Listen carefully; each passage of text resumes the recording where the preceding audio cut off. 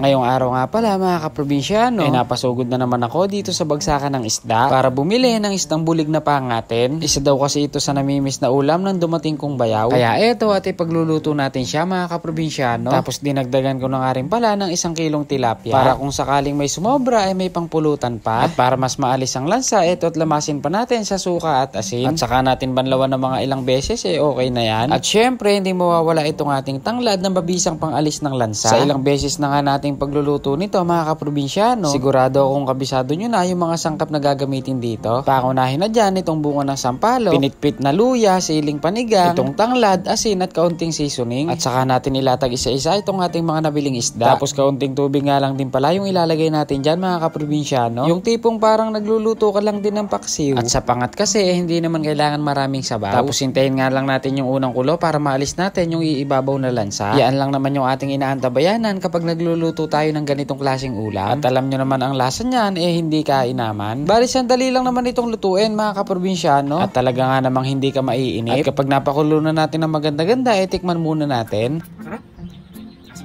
Talaga nga namang mapapaasim kilig ka kapag gaganito ang ulam. At dahil goods na nga mga kaprobinsyano, taratanguin na natin. Tapos silang sandali nga lang, at nagdatingan naman yung pamilya ng isa kong bayaw. Saktong-sakto nga at kami ay manananghalian pa lang. Kaya at agad-agad na rin akong nagsandok mga kaprobinsyano. At syempre hindi mawawala yung ating pampaganang sausawan. Tara po at sabay-sabay na tayong mananghalian mga kaprobinsyano. Kaya sarap talagang kumain mga kaprobinsyano. Lalo na kung marami kayong nagsasalo-salo. Simple man itong ating nilutong ulam, pero kapag ganitong marami kayong nagsasalo-salo, panigurado tiwas ang isang kaldero. At hindi nga rin nagtagal mga kaprobinsyano, at nagpakulo na rin ako ng tubig. Alam nyo naman kapag may bisita, panigurado may hiikot na baso. Kaya at dinali na nga ni Amaing Super Mario yung aming magiging tanpuluts. Mabuti na lang ay mabilis lumaki yung ating mga alaga. At mapapakinabangan na natin yung 2 piraso. At syempre nagtira nga rin pala tayo ng bulig na pang-ihaw. 4 na piraso nga rin pala ito, nakasarapan ng laki. Na panigurado masosolve itong aking mga bayaw. Isinabay ko na nga itong ihawin habang nakasalang yung ating pinalalambutang bibe. Bali ang ginawa ko nga palang luto sa bibe mga kaprobinsyano kalangkang. Ang all-time favorite pulutan dito sa amin. Ito nga palang bunga ng mangga ang the best ka-partner na pang-asim nito. At dahil nakapag-ihaw na nga tayo ng bulig, tinikman na nga ng isa kong bayaw.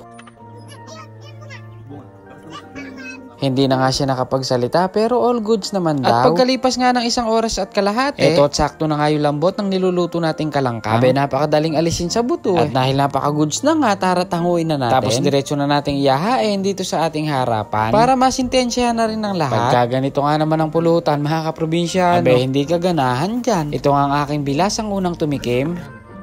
Ayun, at pasadong-pasado naman daw sa kanyang panglasa. At maya-maya nga lang dumarating naman si Amaing Super Mario. At ngayon lang daw kasi siya natapos sa kanyang trabaho. Ayun sa ngiti pa lang tagumpay na. Tapos sabay banat ng kalangkang. Kapag minsan lang talaga nagkakasama ang pamilya, talaga nga namang nagiging masaya ang harapan. Sa mga oras na ito mga kaprobinsyano, kami normal pa. Kaso nga lang pagkalipas ng ilang oras, at nalasing na naman si Amaing Super Mario. At hindi na naman kinaya ang puwersa ni Alfonso. O paano ba yan mga kaprobinsyano? Maraming salamat po sa inyong panonood. Hanggang sa muli. Bye!